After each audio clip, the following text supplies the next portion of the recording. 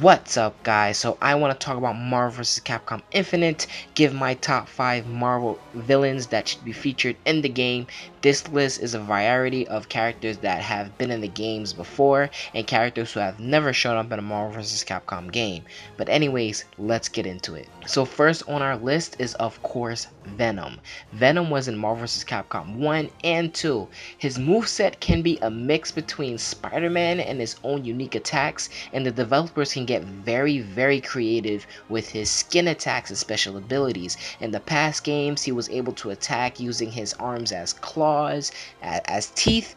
He can like use his own skin to actually go across the floor and attack your opponent. When he blocked, he used his arm to make a shield. They can get very creative with his moveset. Next on this list is Mysterio. Mysterio has never been featured in a Marvel vs. Capcom game before, and he can have a similar playstyle to Doctor Strange, including flight and teleportation.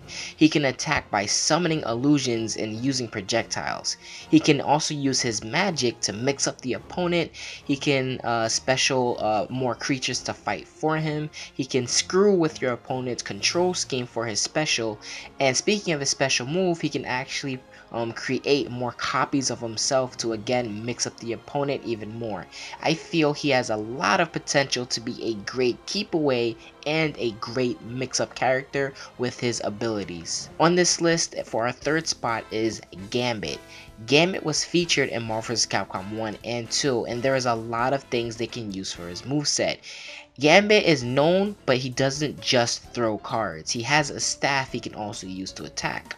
Unlike his Marvel vs. Capcom movesets, however, I would like him to have the ability to switch up fighting styles to make him more of a technical character and have the fan base play with his movesets. I feel he can switch between a staff character, someone who specializes in close quarters and mixing up the opponent, or he can switch to cards. Cards can make him a mid-screen to long-screen type of fighter, however he's very much lacking when the opponent gets in on him, not having many options. I feel this will make him a more technical character and eventually remove the stigma of having the Infinite in Marvel vs. Capcom 1. Next up on this list is Viper. No, not Viper from the Street Fighter series, but Marvel's own Viper. This character can be used to poison her opponent, similar to Fang in Street Fighter V. Her poison attacks can have the ability to temporarily hurt the opponent. She can be a character that you really do have to worry about if you're facing her. However, you have to always get in and kill her quickly, or else the poison will kill you as well. Last up on this list is of course the one and only Thanos.